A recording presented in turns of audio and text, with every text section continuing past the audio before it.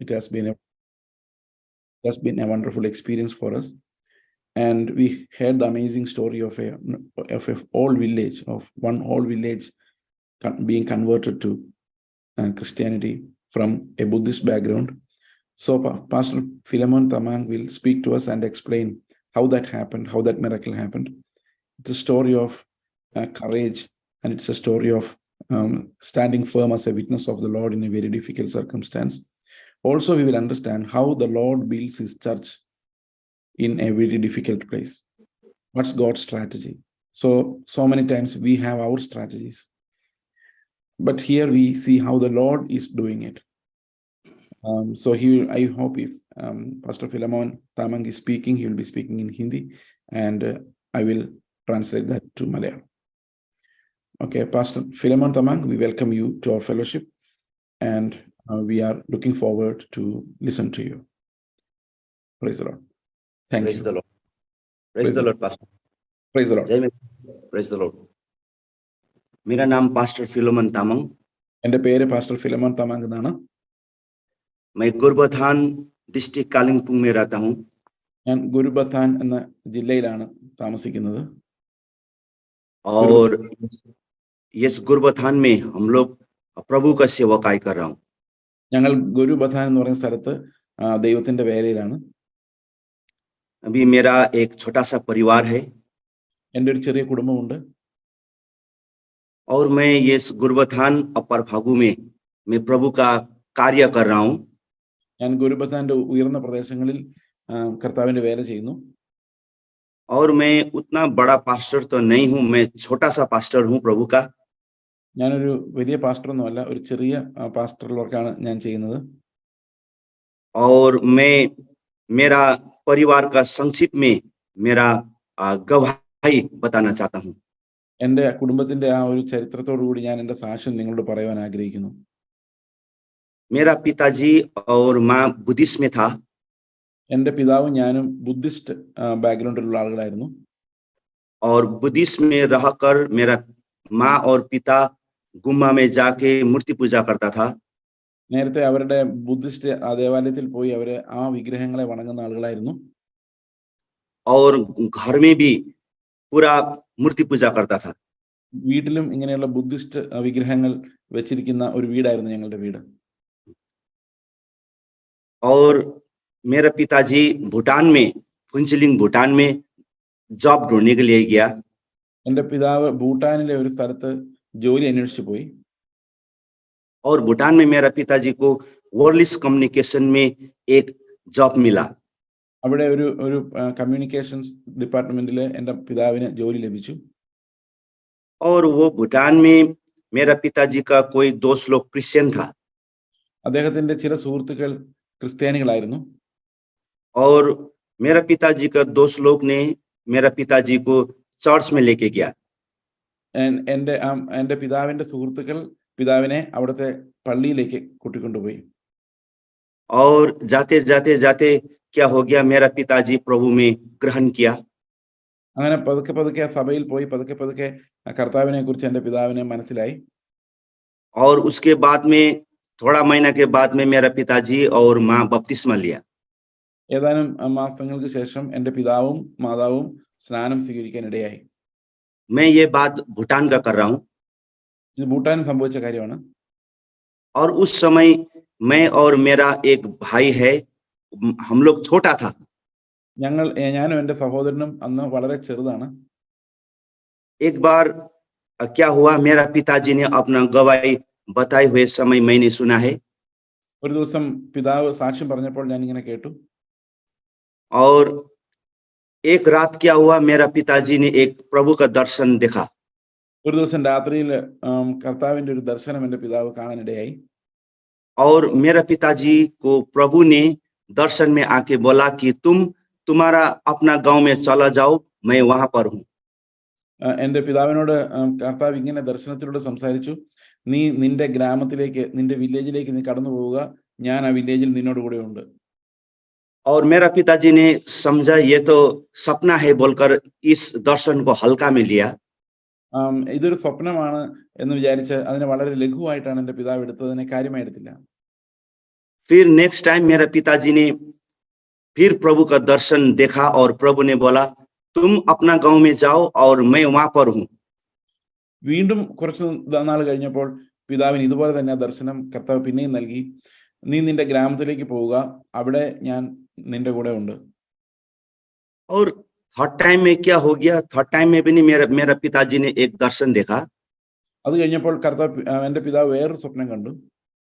और दर्शन में वो क्या देखा, एक रिवर था, रिवर में एक ड्राइवर अपना गाड़ी को धो रहा था। ഒരു നദിയിലെ ഒരു ഡ്രൈവർ അദ്ദേഹത്തിന്റെ വാഹനത്തെ ക്ലീൻ ചെയ്യുന്നതാണ് അദ്ദേഹം സ്വപ്നത്തിൽ കണ്ടത്. और सपना में मेरे पिताजी ने क्या देखा, वो गाड़ी का विंडो में एक चिड़िया था, वो ड्राइवर का। ഒരു വണ്ടിയുടെ വിൻഡോയിൽ ഒരു പക്ഷി ഇരിക്കുന്നുണ്ടായിരുന്നു.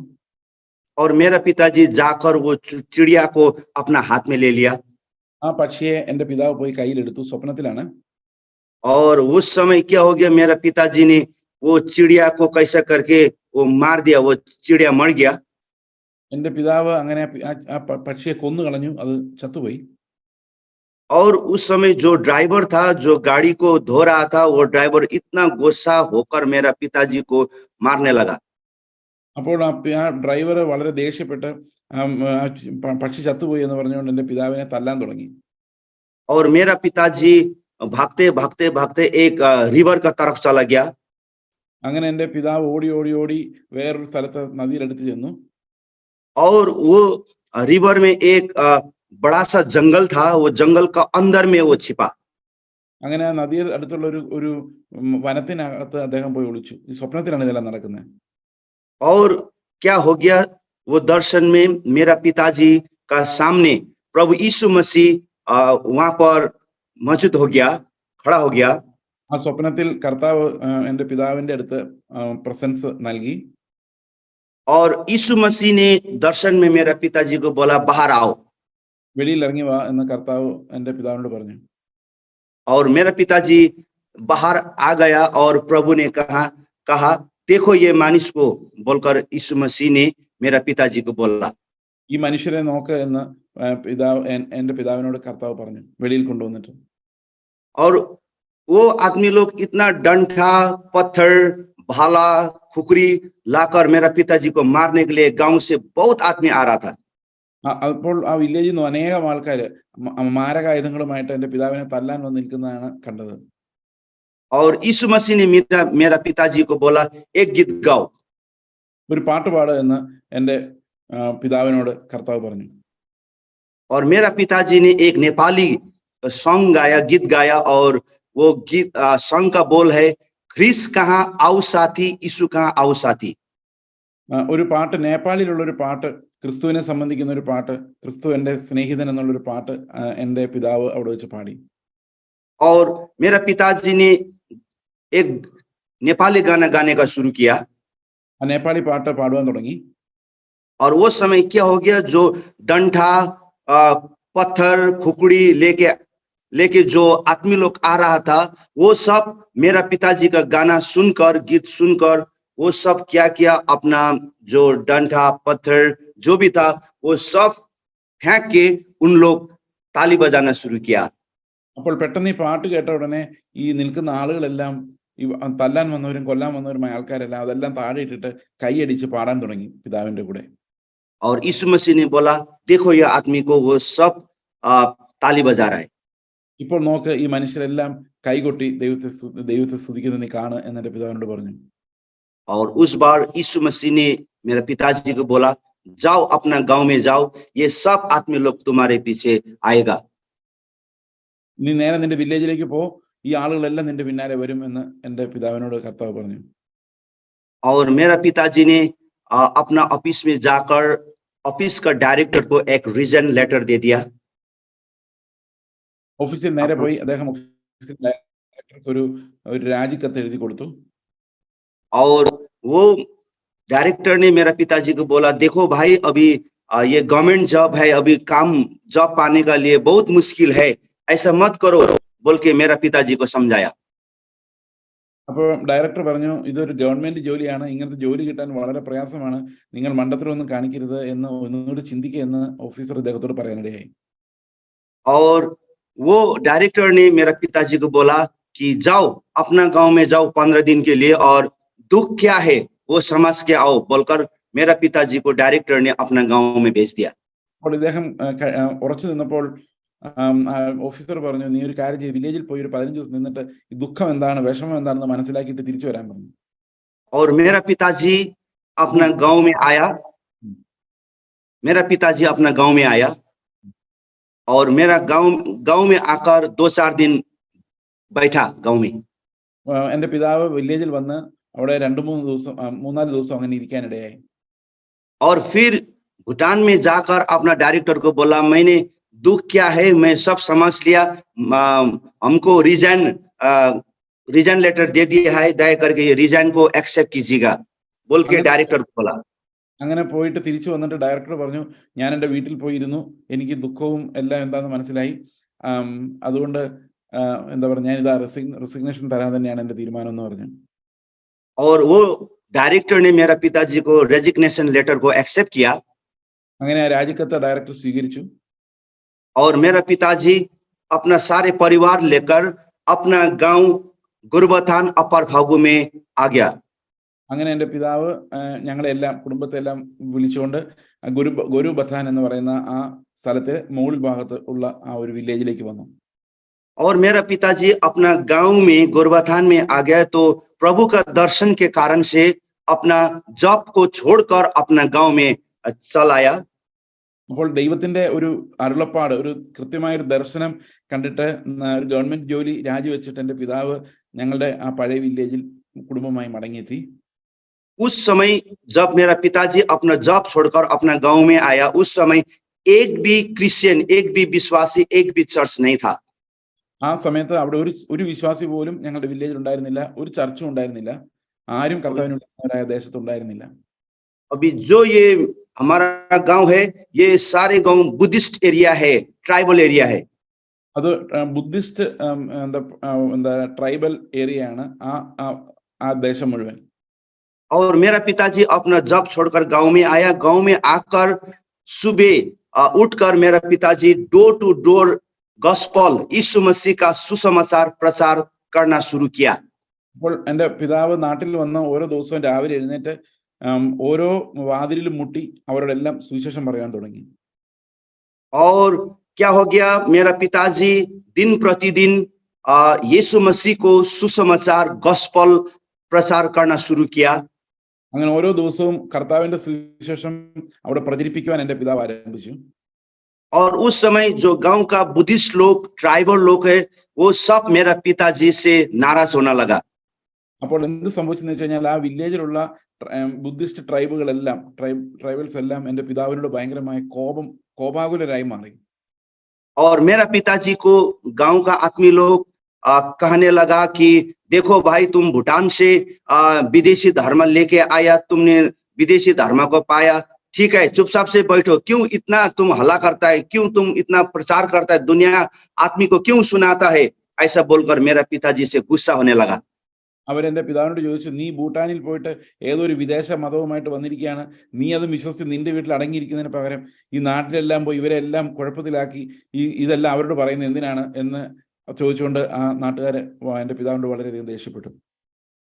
और उस समय सारे गांव का आदमी लोग, जितना गांव का जो बड़ा बड़ा लोग है वो सब गुस्सा होने लगा। അവിടെ ആ ഗ്രാമ പ്രമുഖന്മാർക്ക് എല്ലാവർക്കും ഭയങ്കരമായ ദേഷ്യം എന്റെ പിതാവിനോടുണ്ടായി. और गांव में क्या किया, गांव का बड़ा बड़ा लोग मिलकर एक बड़ा सा मीटिंग को आयोजन किया। അവിടെ ആ ഗ്രാമ പ്രമുഖന്മാർ ഗ്രാമത്തിലെ ആളുകളെല്ലാം കൂടെ ചേർന്ന് ഒരു വലിയ മീറ്റിംഗ് അവിടെ നടത്തി. और मेरा पिताजी का विरोध में और परमेश्वर के विरोध में उन लोग सारा गांव का आदमी मिलकर एक बड़ा सा रेजुलेशन भी उन लोग ने तैयार किया। അപ്പൊ അവരെ ആളുകളെല്ലാം വിളിച്ചു കൂട്ടി ദൈവത്തിന് വിരോധമായിട്ടും എൻ്റെ പിതാവിന് വിരോധമായിട്ടും അവര് സംഘം ചേർന്ന് ഒരു കുറെ തീരുമാനങ്ങൾ അവരെടുക്കാനിടയായി റെഡിയാക്കി വെച്ചു. वो मीटिंग में सारा गांव के लोग मिलकर उन लोग ने ऐसा रेजुलेशन बनाया कि ये विदेशी धर्म लेके आया है, इसका घर में कोई नहीं जाना है, इसका बात भी नहीं करना है, और जो इसके घर में जाएगा 501 रुपये फाइन होगा बोलकर सारे गांव में एक मीटिंग पास किया, और सारे गांव का आदमी लोग ने वो रेजुलेशन में सही छाप किया। അവർ ഒരു തീരുമാനമെടുത്തു. ഇദ്ദേഹം ഭൂട്ടാനിൽ പോയിട്ട് ഒരു വിദേശ മതവുമായിട്ട് വന്നിരിക്കുകയാണ്. അദ്ദേഹവുമായിട്ട് ആരും സഹകരിക്കാൻ പാടില്ല, അദ്ദേഹത്തിന്റെ വാക്കുകൾ കേൾക്കാൻ പാടില്ല. അവരുടെ വീട്ടിൽ നിങ്ങൾ ആരെങ്കിലും ചെല്ലുകയാണെങ്കിൽ അവർ 501 രൂപ ഫൈൻ അടയ്ക്കണമെന്ന് അവര് ഒരു തീരുമാനമെടുത്തു. അവിടെ ചെല്ലുന്നവരെല്ലാം ഈ ഫൈൻ അടയ്ക്കണമെന്ന് അവർ തീരുമാനമെടുത്തു. അതെല്ലാവരും ഒപ്പിട്ട്, വില്ലേജിലുള്ള സകല ആളുകളും ആ ഒരു തീരുമാനത്തിൽ കീഴിൽ ഒപ്പിട്ട് അത് അംഗീകരിച്ചു. और उस समय ये सारा अपर गोरुबथान का अपर फागु में हम लोग अकेला बन गया। ആ ഗോരുബഥാന്റെ പർവ്വത പ്രദേശങ്ങളിൽ ഞങ്ങൾ ഒറ്റയ്ക്കായി പോയി. ഞങ്ങൾക്ക് ആരും സഹകരണത്തിനില്ലാതായി ഒറ്റപ്പെട്ട അവസ്ഥയിലായി മാറി. और उस समय ये अपर फागु का जो टी गार्डन है वो टी गार्डन 28 वर्ष तक बंद था। അവിടെ ആ സമയത്ത് ആ ദേശത്തുള്ള എന്താ ഈ ചായ എന്താ പറയുക തേയിലത്തോട്ടങ്ങൾ അടഞ്ഞു കിടക്കുകയായിരുന്നു. और उस समय खेती बाड़ी करके वो मकई पेड़ी लगा के खाना पड़ता था। അപ്പോൾ അവിടെ മറ്റ് നമ്മുടെ എന്താ ഈ വളരെ വില കുറഞ്ഞ സാധനങ്ങൾ ഉപയോഗിച്ച് നമ്മൾ ആഹാരം ഉണ്ടാക്കി കഴിക്കേണ്ട ഒരു അവസ്ഥയായിരുന്നു ഉണ്ടായിരുന്നു. और क्या हो गया, 3 वर्ष तक गांव का आदमी लोग ने हम लोग का परिवार को इतना टॉर्चर किया। ആ വില്ലേജിലെ ആളുകൾ 3 വർഷത്തോളം ഞങ്ങളുടെ കുടുംബത്തെ വല്ലാതെ കഷ്ടപ്പെടുത്തി. अभी क्या हो गया, सारा गांव का जितना भी आदमी है उन लोग को खेत में धान और मकई ऐसा खेती किया उन लोग ने। അവരെല്ലാം അവരുടെ വില്ലേജുകളിൽ ധാന്യങ്ങളെല്ലാം എന്താ കൃഷി ചെയ്തു. और क्या हो गया, गांव का आदमी लोग सारा मिलकर हम लोग का बाइकआउट करने का बजाय से हम लोग का जो खेती बाड़ी था वो खेती बाड़ी में पूरा जंगल हो गया 3 वर्ष तक। 3 വർഷമായപ്പോഴേക്കും ഞങ്ങളുടെ സ്ഥലമെല്ലാം കാട് പോലെയായി. അവിടെ ഒന്നും ചെയ്യാൻ ഞങ്ങൾക്ക് കഴിഞ്ഞില്ല. और उस समय हम लोग का पास कोई नहीं था, लेकिन हम लोग का पास जीसस था। ഞങ്ങളുടെ അടുത്ത് ആ സമയത്ത് ഞങ്ങളുടെ കൂടെ ആരും ഉണ്ടായിരുന്നില്ല, കർത്താവ് മാത്രമാണ് ഞങ്ങളോട് ഉണ്ടായിരുന്നത്. और मेरा पिताजी डोर टू डोर जाकर फिर सुसमाचार सुनाना शुरू किया। ഈ അവസ്ഥയിൽ ഞങ്ങളുടെ കയ്യിൽ ഒന്നും ഇല്ലാതിരിക്കെ പിതാവ് രാവിലെ തന്നെ എഴുന്നേറ്റ് ഇവരുടെ എല്ലാ വില്ലേജുകളിൽ പോയി കർത്താവിന്റെ സുവിശേഷം പറയാൻ തുടങ്ങി. और क्या हो गया, एक शाम को गांव का भाई लोग आया और गांव का भाई लोग ने बोला मेरा पिताजी को कि ब्रदर वो गांव में जो गांव का बड़ा आदमी है वो बुला रहा है आपको, बोलकर मेरा पिताजी को घर से लेके गया। വില്ലേജിലെ പ്രമുഖന്മാർ താങ്കളെ വിളിക്കുന്നു എന്ന് പറഞ്ഞ ചില യുവാക്കന്മാർ വന്ന് എന്റെ പിതാവിനെ വിളിക്കുവാനിടയായി ഒരു ദിവസം വൈകിട്ട്. और उस समय गांव का जो आदमी लोग था वो आदमी लोग ने मेरा पिताजी को मारपीट करना शुरू किया। അങ്ങനെ ആളുകൾ എന്റെ പിതാവിനെ തല്ലാൻ തുടങ്ങി, മർദ്ദിക്കാൻ और തുടങ്ങി. आदमी लोग बोला कि तुम लोग ने भूटान से विदेशी धर्म लेके आया, लेकिन क्यों यहाँ आके हल्ला करता है, क्यों प्रचार करता है, अपना धर्म आपसे ही रखो, हम लोग का सुनाना नहीं चाहिए, बोलकर उन लोग ने ऐसा किया।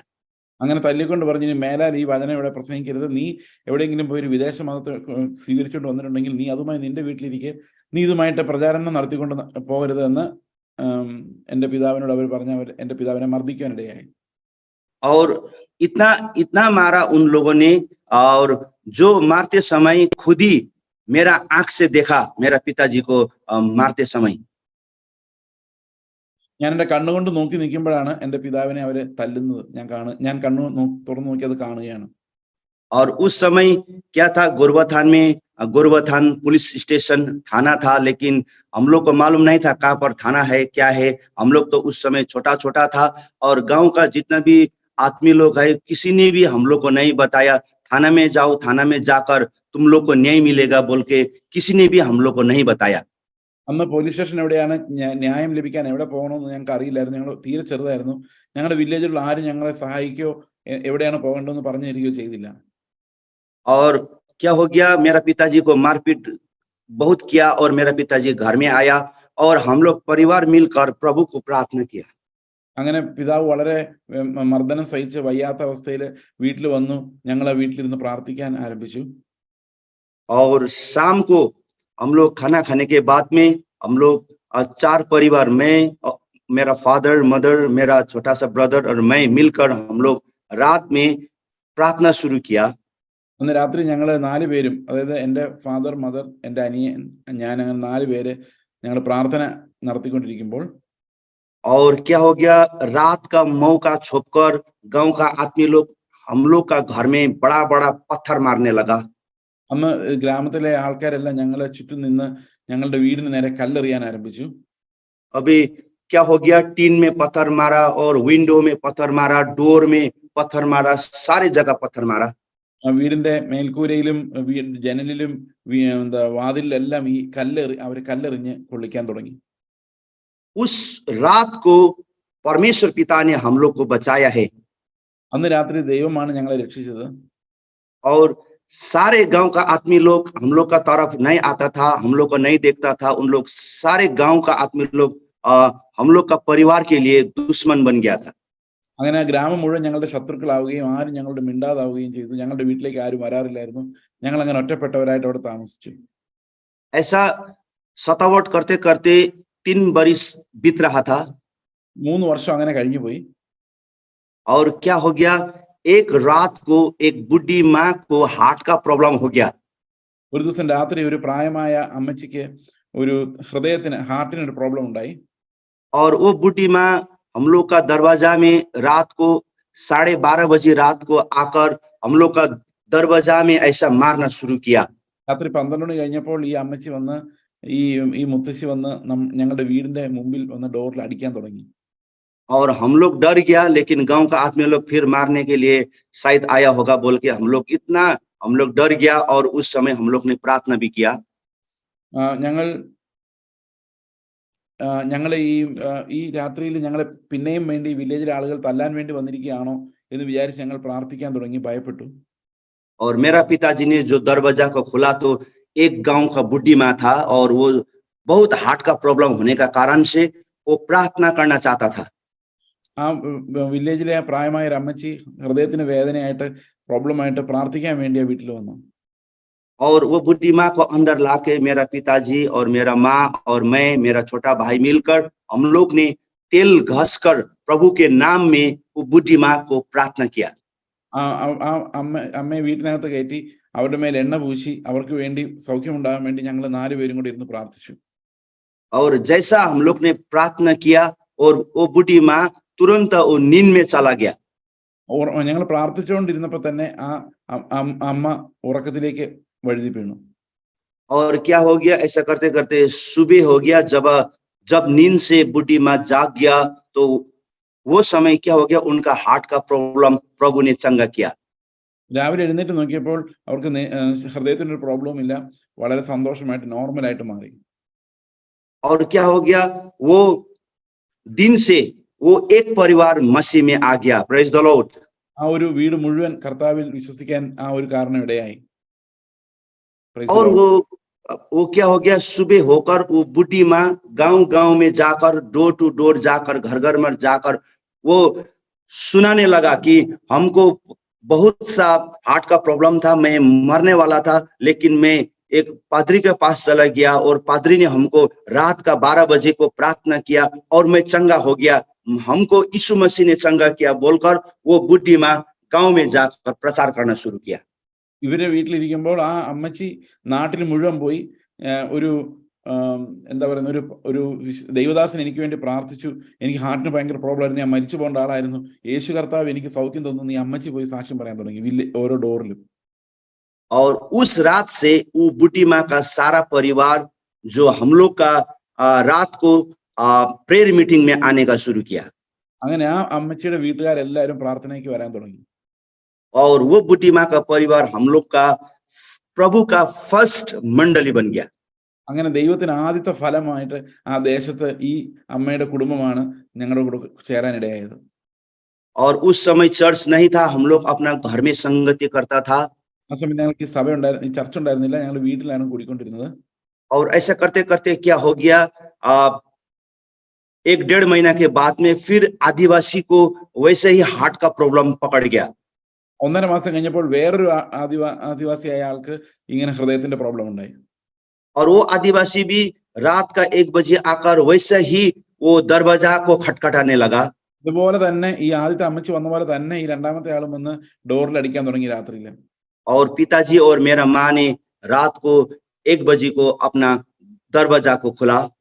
അന്ന് രാത്രി 1 മണിക്ക് ഇവർ വീണ്ടും അതുപോലെ തന്നെ വാതിൽ തുറക്കാൻ ഒരു സാഹചര്യം ഉണ്ടായി. तब क्या देखा, वो एक आदिवासी को भी सेम हार्ट का प्रॉब्लम होकर वो आदिवासी बोलने लगा, भाई मेरा हार्ट का प्रॉब्लम हो गया, मेरा भी प्रार्थना करे, और प्रार्थना नहीं करेगा तो हम मर जाएगा बोलकर वो रोने लगा। അങ്ങനെ എനിക്ക് മരിക്കാൻ തോന്നുന്നു, എൻ്റെ ഹൃദയം വല്ലാതെ വേദനിക്കുന്നു, നിങ്ങൾ എനിക്ക് വേണ്ടി പ്രാർത്ഥിക്കണം, അല്ലെങ്കിൽ ഞാൻ മരിച്ചു പോകും, എനിക്ക് ഹാർട്ടിന് പ്രോബ്ലം ആണ് എന്ന് പറഞ്ഞ് ഇദ്ദേഹം കരയാൻ തുടങ്ങി. वो आदिवासी को भी अंदर बुलाकर तेल लगाकर तेल अभिषेक कर वो आदिवासी को प्रार्थना किया। അങ്ങനെ അദ്ദേഹത്തിന്റെ മേലെ എണ്ണ പൂശി അദ്ദേഹത്തിന് വേണ്ടി ഞങ്ങൾ പ്രാർത്ഥിച്ചു.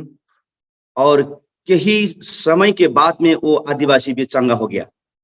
അപ്പോൾ തന്നെ ആ ആൾക്ക് സൗഖ്യമുണ്ടായി. और इसी ऐसे करके 2 परिवार मसीह में बांच गया। അങ്ങനെ അവർ 2 കുടുംബങ്ങളും ഞങ്ങളുടെ കൂടെ കൂടാൻ തുടങ്ങി. और वो आदिवासी भी गांव में जाकर सुबह उठकर गांव में जाकर बताने लगे कि मेरा भी हार्ट का प्रॉब्लम हो गया था, लेकिन पादरी ने हमको प्रार्थना किया, अभी मैं चंगा हो गया, मैं ठीक हूं बोलकर वो गांव का आत्मीय लोग को प्रचार करना शुरू किया। നേരത്തെ അമ്മ പറഞ്ഞ പോലെ തന്നെ ഇദ്ദേഹവും ഈ വില്ലേജുകളിൽ ചെന്നപ്പോൾ രണ്ടാമത്തെ ആളും ഇങ്ങനെ തന്നെ വില്ലേജിൽ ചെന്ന് കർത്താവ് എനിക്ക് സൗഖ്യം തന്നു, അവർ പ്രാർത്ഥിച്ചപ്പോൾ എന്ന് പറഞ്ഞ് സാക്ഷ്യം പറയാൻ തുടങ്ങി. ऐसा करते करते करते क्या हो गया, हम लोग का जो प्रार्थना स्वर्ग का परमेश्वर ने सुना और सारे गांव का आत्मीय लोग भी हम लोग का पास आने लगा। അങ്ങനെ വില്ലേജിലെ ആളുകൾ മുഴുവൻ ഞങ്ങളുടെ അടുത്ത് വരാൻ തുടങ്ങി. കർത്താവ് ഞങ്ങളുടെ പ്രാർത്ഥന കേട്ടു. ഓരോരോ ആളുകളും കർത്താവിനെ അന്വേഷിച്ച് വരാൻ തുടങ്ങി. और क्या हो गया, मेरा पिताजी और सुसमाचार प्रचार करने में वो नहीं डरता था। എന്റെ പിതാവിന് സുവിശേഷം പറയാൻ യാതൊരു ഭയവും ഉണ്ടായിരുന്നില്ല. और मेरा पिताजी का हृदय सुसमाचार का था। എന്റെ അപ്പന്റെ ഹൃദയം മുഴുവൻ കർത്താവിന്റെ സുവിശേഷമായിരുന്നു. और मेरा पिताजी ने सुसमाचार को लगातार प्रचार करना शुरू किया, लगातार प्रचार करना शुरू किया। അങ്ങനെ എന്റെ പിതാവ് ഇടതടവില്ലാതെ എപ്പോഴും ഈ സുവിശേഷം ആ വില്ലേജുകളിൽ പ്രസംഗിക്കാൻ ആരംഭിച്ചു. और प्रभु का महिमा हो, जुन आदमी ने मेरा पिताजी को मारा वही आदमी प्रभु में बाज गया। ദൈവത്തിന്റെ കൃപയാൽ ആരൊക്കെയാണോ എന്റെ പിതാവിനെ മർദ്ദിച്ചത് അവരെല്ലാവരും കർത്താവിന്റെ നാമത്തിൽ വിശ്വാസം സ്വീകരിക്കുവാൻ, കർത്താവിൽ വിശ്വസിക്കുവാൻ ഇടയായി തീർന്നു. और जो आदमी लोग ने हम लोग का घर में पत्थर मारा, वो पत्थर मारने आदमी लोग विश्वासी बन गया। ആ കല്ലെറിഞ്ഞവരെല്ലാം വിശ്വാസത്തിൽ വരുവാൻ ഇടയായി തീർന്നു. ആളുകളെല്ലാം കർത്താവിനെ സ്വീകരിച്ചു. अभी ऐसा करते करते करते अभी मंडली स्थापना होने का शुरू किया। അങ്ങനെ ആളുകളെല്ലാവരും കൂടി വന്ന് ഈ ദേശത്ത് പ്രാർത്ഥിക്കാൻ ആരംഭിച്ചു. अभी मैं प्रभु का धन्यवाद करता हूं, अभी हम लोग का पास 60 फैमिली प्रभु में है। 60 കുടുംബങ്ങൾ ഇന്ന് വിശ്വാസത്തിലുണ്ട്, ഞങ്ങളുടെ സഭയിൽ ആരാധിക്കാൻ വരുന്നുണ്ട്. अभी ये मेरा पिताजी ने नहीं किया है, ये मैंने भी खुद नहीं किया है, ये तो प्रभु ने किया है। ഇത് ഞങ്ങൾ എന്റെ അപ്പൻ ചെയ്തതോ ഞാൻ ചെയ്തതോ അല്ല, ഇതെല്ലാം ദൈവം ആ ദേശത്ത് ചെയ്ത പ്രവൃത്തിയാണ്. अभी क्या हो गया, गांव का सारे ट्राइबल लोग आस्ते आस्ते करके प्रभु में आने का शुरू किया। അങ്ങനെ വില്ലേജിലുള്ള ഈ പട്ടികവർഗക്കാർ, അതായത് ആദിവാസികൾ എല്ലാവരും ഇങ്ങനെ കർത്താവിന്റെ അടുത്തേക്ക് കടന്നു വരാൻ ഇടയായി തീർന്നു. और प्रभु का दया से, प्रभु का अनुग्रह से अभी एक छोटा सा चर्च गोरुबथान में स्थापित हुआ। അങ്ങനെ ഒരു ചർച്ച് ഈ ദേശത്ത് സ്ഥാപിക്കുവാൻ ഇടയായി. अभी हम लोग इस चर्च में 60 फैमिली प्रभु का सेवा कर रहे हैं। ഇന്ന് 60 കുടുംബങ്ങൾ ഞങ്ങൾ കർത്താവിനെ സേവിച്ച് ഈ സഭയിൽ ആയിരിക്കുന്നു. और वो समय हम लोग का पास कोई नहीं था, लेकिन एक ही व्यक्ति था जो यीशु ख्रिस्त। അന്ന് ഞങ്ങളുടെ കൂടെ ആരും ഉണ്ടായിരുന്നില്ല, പക്ഷെ കർത്താവ് ഞങ്ങളുടെ അന്നും ഉണ്ടായിരുന്നു. अभी क्या है, प्रभु का अनुग्रह से, प्रभु का दया से हम लोग को उंगली उठाने वाला कोई भी नहीं है। ഇന്ന് നമ്മുടെ എതിരെ നിൽക്കുന്ന, സുവിശേഷത്തിനെതിരെ നിൽക്കുന്ന ഒരൊറ്റ ആൾ പോലും, വിരൽ ഉയർത്തുന്ന ഒരാൾ പോലും ആ വില്ലേജിലില്ല. अभी जितना भी हम लोग का दुश्मन था वो सब हम लोग का दोस्त बन गया। അന്ന് ശത്രുക്കളായിരുന്നവരെല്ലാം കർത്താവ് മിത്രങ്ങളാക്കി മാറ്റി. अभी वो सब गांव का आदमी लोग दोस्त बन गया। लेकिन अभी फिलहाल क्या हो रहा है कि ट्राइबल लोग मसीह में आ रहा है। ഇന്നും അനേകം അതിനുശേഷം ഈ ഒരു സംഭവത്തിന് ശേഷം അനേകം ആദിവാസികൾ ഈ ട്രൈബൽസ് കർത്താവിനെ സ്വീകരിക്കാനുള്ള ഒരു മൂവ്മെന്റ് ആരംഭിച്ചു. और प्रभु का अनुग्रह से हम लोग का 7 प्लेस में अभी प्रभु का सेवकाई हो रहा है. അങ്ങനെ 7 സ്ഥലത്ത് ഇപ്പോൾ ഈ ആദിവാസികളുടെ ഇടയിലെ കർത്താവിന്റെ വേല ഇപ്പോൾ നടക്കുന്നുണ്ട്. बहुत आदिवासी और बहुत ट्राइबल लोग मसीह में आ गया. അങ്ങനെ അനേകം ആൾക്കാർ ആ ഏരിയയിൽ നിന്ന് കർത്താവിനെ സ്വീകരിക്കാൻ ഈ കൂട്ടത്തിലുള്ള ആളുകൾ, ബുദ്ധിസ്റ്റ് ബാക്ക്ഗ്രൗണ്ടിലുള്ള ആളുകൾ കർത്താവിനെ സ്വീകരിക്കാൻ ഇടയായി, ആദിവാസികൾ.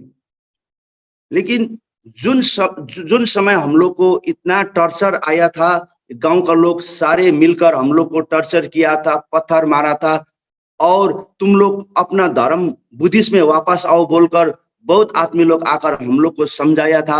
लेकिन किसी को बात पर हम लोग नहीं चला गया. അങ്ങനെ അനേകം ആൾക്കാർ ആ സമയങ്ങളിൽ വന്ന് ഞങ്ങളെ ഉപദ്രവിക്കുകയും തിരിച്ച് ബുദ്ധിസ്റ്റ് മതത്തിലേക്ക് നിങ്ങൾ മടങ്ങി വരണമെന്ന് പറഞ്ഞ് നിർബന്ധിക്കുകയൊക്കെ ചെയ്തിരുന്നു. എന്നാൽ ദൈവം ഞങ്ങൾക്ക് ബലം തന്നു, ഞങ്ങൾ അങ്ങനെ നിന്നു. अभी हम लोग ऑडिट होकर उस समय प्रभु में हम लोग विश्वास करके प्रभु में बैठा, और प्रभु में रहने का कारण से अभी प्रभु ने हम लोग के लिए बहुत सा द्वार प्रभु ने खोला है. അനേകം വാതിലുകൾ ദൈവം ഞങ്ങൾക്ക് സുവിശേഷത്തിനായി തുറക്കുവാനിടയായി. കാരണം ആ സമയത്ത് വിശ്വസ്തയോടെ നിൽക്കുവാൻ ദൈവം ഞങ്ങളെ സഹായിച്ചു. और प्रभु का महिमा हो, ये सारे काम हम लोग ने नहीं किया है, ये सारे काम प्रभु यीशु मसीह ने किया है. ഈ വലിയൊരു മാറ്റം ഈ ദേശത്ത് ഉണ്ടാക്കിയത് ഞങ്ങൾ ആരുമല്ല, അത് കർത്താവായ യേശു മിശിഹായാണ് ഈ ദേശത്തെ മുഴുവൻ ഇങ്ങനെ മാറ്റിയത്. जो समय हम लोग को टॉर्चर हुआ था, सारे गांव का लोग दुश्मन हुआ था, उस समय हम लोग भूखा रहकर हम लोग प्रभु को दुआ किया. അന്ന് വിശപ്പോടെ വേദനയോടെയും ഞങ്ങളെ ആക്രമിക്കപ്പെടുന്ന സമയത്ത് കർത്താവിനോട് ഞങ്ങൾ നിലവിളിച്ചു. और उस समय हम लोग भूखा रहकर फास्टिंग प्रेयर किया. അന്ന് വിശപ്പ് സഹിക്കാൻ വയ്യാതെ ഞങ്ങൾ ഉപവാസ പ്രാർത്ഥന എടുക്കുകയായിരുന്നു. और हम लोग का खाने का देने वाला कोई भी नहीं था. ഞങ്ങൾക്കന്ന് ആഹാരം തരാൻ ഒരാൾ പോലും ഉണ്ടായിരുന്നില്ല. भूटान में मेरा पिताजी जॉब करता था, और जॉब करने का समय में मेरा पिताजी को सैलरी मिलता था. അന്ന് ഭൂട്ടാനിൽ ജോലി ചെയ്തുകൊണ്ടിരുന്ന സമയത്ത് എന്റെ പിതാവിന് നല്ല സാലറി ലഭിക്കുമായിരുന്നു. लेकिन भूटान का जॉब छोड़कर अपना गांव में चला आया तो सैलरी बंद हो गया, सैलरी नहीं था. ഇവിടെ വന്നു കഴിഞ്ഞപ്പോൾ ആ ജോലി കളഞ്ഞ് നാട്ടിൽ വന്നു കഴിഞ്ഞപ്പോൾ 1 രൂപ പോലും ഞങ്ങൾക്ക് ലഭിക്കാൻ ഉണ്ടായിരുന്നില്ല. अभी हम लोग उस समय हम लोग को पैसा का प्रॉब्लम हो गया, चावल का प्रॉब्लम हो गया, सब्जी का प्रॉब्लम हो गया, ऐसा सारा प्रॉब्लम हम लोग का पास चला आया. അന്നത്തെ സമയത്ത് ഞങ്ങൾക്ക് അരി വാങ്ങിക്കാനും പച്ചക്കറി വാങ്ങിക്കാനും അതുപോലെ ജീവിക്കാനുള്ള ഒരു മാർഗവും ഞങ്ങളുടെ മുമ്പിൽ ഉണ്ടായിരുന്നില്ല. और हम लोग बाइबल में देखते हैं जैसा परमेश्वर ने अद्भुत रीति से हम लोग को बचाया है उस समय. അപ്പോൾ വേദപുസ്തകത്തിൽ കാണുന്ന പോലെ ദൈവം അത്ഭുതകരമായ വഴികളിലൂടെ ഞങ്ങളെ രക്ഷിച്ചു എന്നുള്ളതാണ് ഞാൻ പറയുന്ന സാക്ഷ്യം. जैसा अय्यूब का सुदीन पिता परमेश्वर ने फिर लौटाया है, वैसा ही हम लोग का पिता परमेश्वर ने हम लोग को सुदीन हम लोग का पास लौटा दिया है. യോബിനെല്ലാം നഷ്ടപ്പെട്ട ശേഷം മടങ്ങി വന്നതുപോലെ ദൈവം ഞങ്ങളെ അതുപോലെ തന്നെ ഒന്നുമില്ലായ്മയിൽ നിന്ന് മടക്കി വരുത്തി. और प्रभु का महिमा हो, अभी हम लोग बहुत अच्छा से हम लोग प्रभु का काम कर रहा है. ഇന്ന് ഞങ്ങൾക്ക് ഒരു കുറവുമില്ലാതെ ഞങ്ങൾ ദൈവത്തെ ശുശ്രൂഷിക്കുകയും സുവിശേഷം പറയുകയും ചെയ്യുന്നു. ദൈവത്തിന് അതിന് മഹത്വം ഉണ്ടാകട്ടെ. अभी हम लोग पहाड़ में जाकर हम लोग यीशु मसीह का सुसमाचार प्रचार करता हूँ. ഓരോ പർവ്വതങ്ങളിലൂടെ പോയി നടന്ന് ഞങ്ങൾ കർത്താവിന്റെ സുവിശേഷം പറഞ്ഞുകൊണ്ടിരിക്കുന്നു. अभी हम लोग पैदल जाकर गांव में जाकर डोर में जाकर हम लोग यीशु मसीह का सुसमाचार प्रचार करता हूँ. ഞങ്ങൾ ഓരോ വീടുകളിലും ദേശങ്ങളിലും നടന്ന് ഓരോരോ ഡോറിലും തട്ടി ഞങ്ങൾ നടന്നുപോയി സുവിശേഷം പറഞ്ഞുകൊണ്ടിരിക്കുന്നു. लेकिन हम लोग का पास दुख तो है, लेकिन दुख का पीछे हम लोग का यीशु ख्रिस्त है. ഞങ്ങൾക്ക് കഷ്ടങ്ങളുണ്ട്, സങ്കടങ്ങളുണ്ട്, എന്നാൽ അതിനെല്ലാം മധ്യത്തിൽ കർത്താവ് ഞങ്ങളുടെ മധ്യത്തിലുണ്ടെന്ന് ഞങ്ങൾ അനുഭവിക്കുന്നു. अभी हम लोग को नीड का पूरा करने वाला, हम लोग का आवश्यकता का पूरा करने वाला यीशु है. ഞങ്ങളുടെ എല്ലാ ആവശ്യങ്ങളും നിവർത്തിക്കുന്നത് കർത്താവ് തന്നെയാണ്.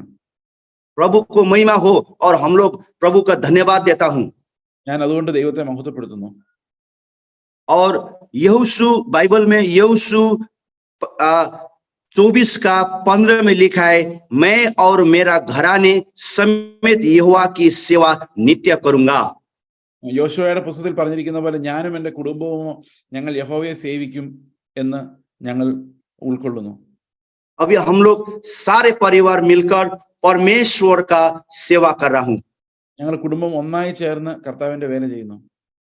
और मेरा पिताजी एक सीनियर पास्टर था എന്റെ പിതാവ് ഒരു സീനിയർ പാസ്റ്റർ ആയിരുന്നു. और 2019 में मेरा पिताजी पिता के पास चला गया 2019 എന്റെ പിതാവ് കർത്താവിന്റെ അടുത്തേക്ക് മടങ്ങിപ്പോയി. अभी वो फर्स्ट जनरेशन था और उसके बाद में सेकंड जनरेशन को बचाने के लिए मेरा पिताजी ने हमको पास्टर में ऑर्डिनेशन करके रखा ഞങ്ങള് അടുത്ത ജനറേഷന് വേണ്ടി ഞങ്ങളെ സുവിശേഷം പറയാൻ വേണ്ടി നിയോഗിച്ച ശേഷമാണ് എന്റെ പിതാവ് മരണത്തിലേക്ക് കടന്നത്. अभी हम लोग ने फिर क्या किया थर्ड जनरेशन शुरू किया थर्ड जनरेशन और नवंबर महीना में हम लोग ने मेरा छोटा लड़का जोनाथन तामांग को थर्ड जनरेशन पास्टर ऑर्डिनेशन किया है അവരുടെ സഭയിൽ നിന്ന് അവരുടെ ഈ ഫിലമോൻ പാസ്റ്ററുടെ ഇളയ മകൻ ജോനാഥൻ തമാങ്ങിനെ അദ്ദേഹം ദൈവ ശുശ്രൂഷയ്ക്കായിട്ട് സഭയിൽ നിന്ന് ഓർഡൻ ചെയ്തു നിയോഗിച്ചു. अभी हम लोग का पास प्रभु ने दिया हुआ 4 पास्टर है एक एल्डर है और एक डिकन है. നമ്മുടെ ചർച്ചിൽ പലതരത്തായിട്ട് ശുശ്രൂഷിക്കുന്ന 4 പാസ്റ്റേഴ്സും ഒരു മൂപ്പനും ഒരു ഡീക്കനും ഒരു ശുശ്രൂഷകനും ഞങ്ങൾക്ക് ഇപ്പോൾ ഉണ്ട്. प्रभु को महिमा हो. ये सारे काम ये सारे मदद प्रभु ने हम लोग का परिवार में किया है. ദൈവം ഇത്രയും വലിയ അത്ഭുതങ്ങൾ ഞങ്ങളുടെ കുടുംബത്തിൽ ചെയ്തു, അതിന് നന്ദി പറയുന്നു.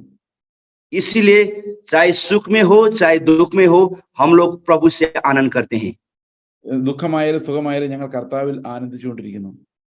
और मैं आप लोगों से ये निवेदन करना चाहता हूं ഞാൻ പ്രിയ സഹോദരങ്ങളെ നിങ്ങളോട് പറയുന്നത്, दुख तो हम लोग का साथी है दोस्त है കഷ്ടങ്ങൾ നമ്മുടെ കൂടെ എപ്പോഴും ഉണ്ടാകും. और दुख तो आते रहेगा. അത് വന്നുകൊണ്ടേയിരിക്കും. वो दुख के समय में परमेश्वर को नहीं छोड़ना है. ദുഃഖത്തിന്റെ സമയത്ത് കഷ്ടത്തിന്റെ സമയത്ത് നമ്മൾ കർത്താവിനെ കൈവിടരുത്, നിരാശപ്പെടരുത്. और अंत तक यीशु मसीह हम लोग का साथ में है. കർത്താവ് എല്ലാ സമയത്തും നമ്മുടെ കൂടെയുണ്ട്. Praise the Lord. प्रभु का महिमा हो. आप सभी को जय मसीह. ജയ മെസ്സിക്ക്.